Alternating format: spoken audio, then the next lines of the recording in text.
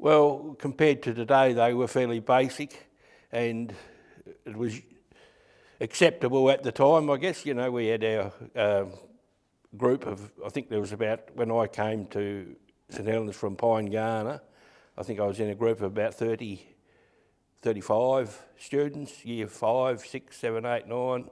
A lot left at year 9, and I continued on with about another dozen through year 10. And things were, the classroom, there had been some new classrooms built at that year. The woodworking and metalworking room, and we had the sports oval next door, which we played cricket and footy. Pine Garner, I was 4 years, from year 1 to year 4. Well, it was only a small school, and the 4 classes were in the one building. I think there was 3 of us in my year. Where was the school building in Pine Garner? On the highway, close to the little Church of England. Yes. We did go on various, like whether they call them excursions or study trips. So they took us to the Fingal coal mine, and we went up the back of Scamander there and had a look at where they'd been copper mining. We did go on a week camp down to Bellerive, back probably in the late 60s. Yeah, went by train from Kanara and then came back by bus up the east coast. Yes. Mr. Ambrose Vogel was the headmaster while I was there, and he was a likeable man. Yeah, he was certainly a good. I class him as a good headmaster. He reflected on to us about his life in Queensland, and at the end he was suffering with heart trouble, and we had various fill-in headmasters at the last year. Bottled milk available at the school. We usually had that around morning tea time, recess time, and sometimes you'd have a piece of fruit with you and have your sandwiches at lunchtime, or maybe at some time I'd get me allowance and go up the street and buy some hot chips for lunch once a week, maybe. At a 20-cent piece, we could go and get some hot chips and maybe a bottle of fizzy cordial. Yeah, it was just sort of allowed to go out the gate and come back. Yeah, there wasn't, I think there were people that did watch to see what was going on, but yeah, things were pretty normal.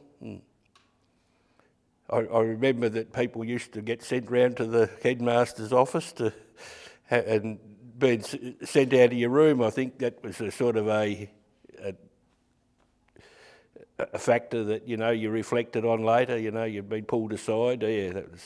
Yeah, I guess so. There was people that used to empty the bins, and you know, like there was an incinerator, so the rubbish got burnt there, and picking up rubbish around the schoolyard every now and then. Yeah, hard one there.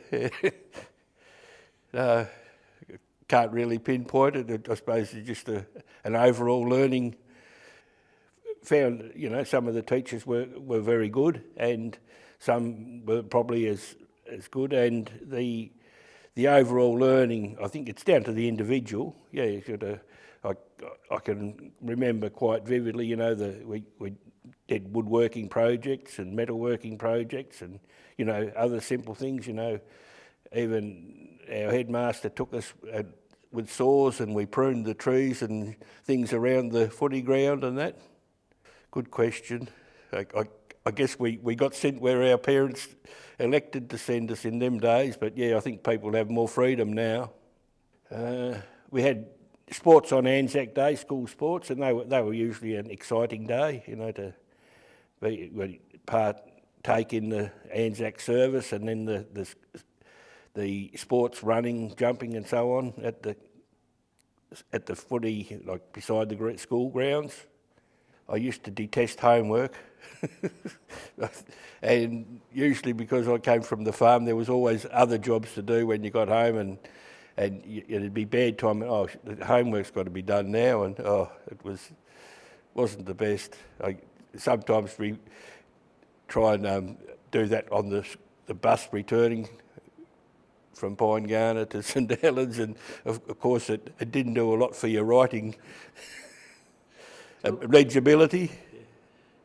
Well, yeah, you had to be on time, so not so much before school, but usually there was jobs to do after school when you returned home. Yeah, mainly like you had to be sort of sometime after 8 o'clock, you'd have to be down at the bus corner, and it was only a short walk, but prior to that, the bus driver used to live past us, so he would get a ride in his car to where the bus was stationed, and then sometimes, depending where the bus stopped, there was a time when we had to go about 2.5 miles to catch the bus by foot or by bicycle or by, if mum or dad was available to take you down in the car, wet weather or such, yeah. But mostly it was just the short distance from home to the bus stop.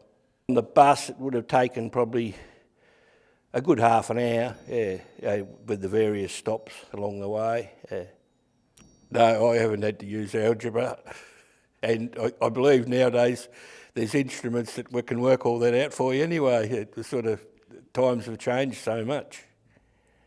I guess there are things in the memory bank, but yeah, I mentioned that Mr. Ken Chappell was our metalwork and technical drawing and woodworking teacher, and quite a interesting gentleman. I remember him very fondly, yes, and good influence on people. And so, you know, some of the projects things that we built at metalwork and woodwork, they're still kicking around at home, yeah.